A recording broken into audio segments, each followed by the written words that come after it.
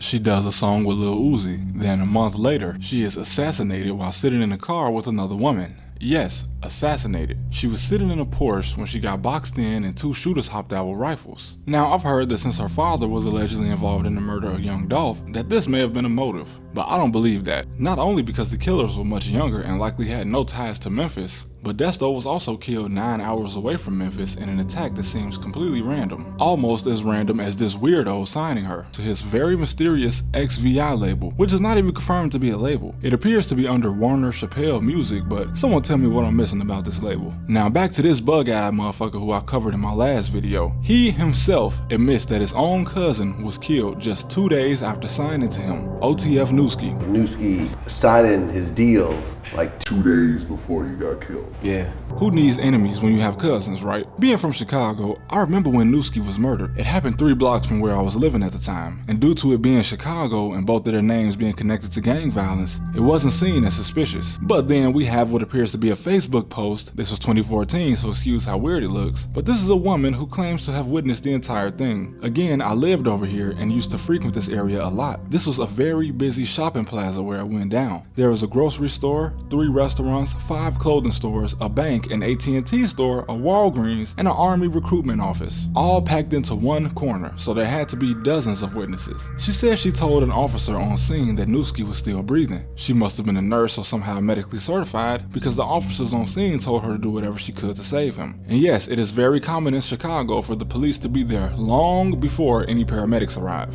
But then, an officer from a department so unknown that literally living my whole life in Chicago, Illinois, I've never even heard of them until doing my research for this video. She says an AA officer interrupted her and told her not to touch the crime scene. When she argued that the man had a pulse and could be saved, an officer on scene begged that she be able to help him. But this AA officer threatened to provide her credentials and once again advised the woman not to touch him, and that it didn't matter anyway. And it seems that once these credentials were brought up, the police no longer had any say-so. An AA officer in Illinois is an officer of the Illinois Department of Human Services, the government agency in Illinois responsible for things like community care, substance abuse, disability, and child care for Illinois residents living in poverty. But in the midst of this back and forth between the woman and the officer, Newski's heart stopped, allegedly. How fucking weird. Now, an Illinois government agency is probably one of the shadiest organizations that you could possibly imagine. And if you don't know, Illinois is constantly ranked as one of the most corrupt states in the country, and Chicago, the home of most of these agencies, is consistently ranked the most corrupt city in the country. And yes, this story is obscure and hard to source, other than the initial reports that came out the week of the murder, but there would have been no reason I can think of to bring this random government agency into the story if it was a lie. Some things are just too specific,